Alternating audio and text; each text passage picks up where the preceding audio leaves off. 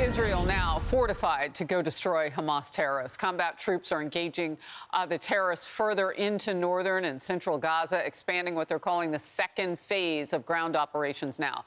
Prime Minister Benjamin Netanyahu is set to give a briefing on this stage of the war at 1 p.m. Eastern. So watch for that. Israeli troops are advancing. New videos showing the changing nature of the battlefield now. The IDF raising the Israeli flag in Gaza, the first time there in 18 years.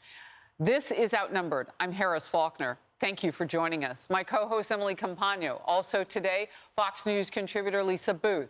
Former State Department spokesperson and founder of Polaris National Security, Morgan Ortagus. And former Georgia Congressman, Colonel in the U.S. Air Force Reserve and host of the Doug Collins podcast, Doug Collins himself. And we begin with Trey Yingst, live in Israel. Trey.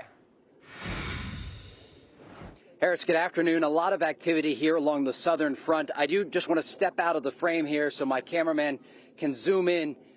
You can see in the distance the Israelis are launching flares, and it is lighting up the Gaza skyline.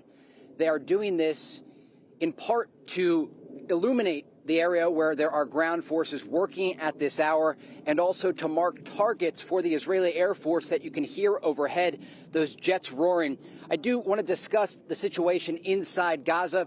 As those forces are operating, we know there are 239 hostages being held by Hamas, and Fox News is learning today that a high-level Israeli official, in coordination with the United States, visited Doha on Saturday to meet with Qatari negotiators, specifically to discuss the hostage situation and further talks about the release of hostages. I do want to show you what it was like earlier today here along the border as Israeli forces were operating behind us. You can see here the Israelis marking targets on the northeastern side of the Gaza Strip.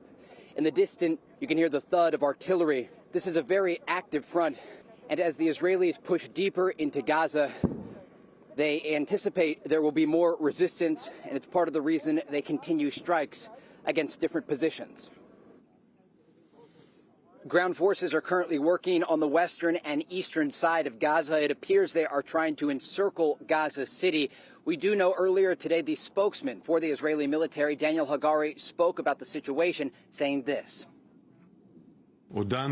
Over the past day, we have expanded ground activities with additional forces entering the Gaza Strip, including infantry, armored corps, combat engineering, and artillery corps. Through integrated strikes of the ground forces and the IAF, dozens of terrorists were eliminated last night who had barricaded themselves in buildings and attempted to attack the forces that were moving in their direction. I want to explain and provide an example. We are conducting expanded ground operations in the Gaza Strip. Once again, I'm going to show you the scene behind me here because it's very active with those jets overhead. The Israelis clearly marking a position here just over the Gaza border. In the distance off camera, I just saw an airstrike, and likely what you're going to see in the coming minutes here. They are picking out their targets inside Gaza, trying to determine what still needs to be hit. The Israelis say they've been engaged by Hamas militants from the Al-Qassam brigades. This is the military wing of Hamas. They have RPGs, they have small arms, and they have IEDs that they are using to engage the forces inside Gaza. We should also note the Palestinian civilians, those who heeded the warnings of the Israelis, have started to stay in the south. But yet there are still many people in the northern part of the Strip. It is complicating the Israeli efforts because they are fighting a bloody urban battle, and it is a battle within a civilian population. Harris? Trey, real quickly, you and I talked last hour on the Faulkner Focus about what those people are facing once they do leave the north to the south. Can you mention just a little bit of that so our outnumbered audience can hear you as well? Absolutely. The situation for the more than 2 million Palestinians inside Gaza is dire. Life in Gaza was difficult before the war started because it is a strip of land 25 miles long that is controlled by Hamas, a group that we now understand was hoarding resources, fuel and food for themselves so they could launch this brutal assault on southern Israel and slaughter so many innocent civilians.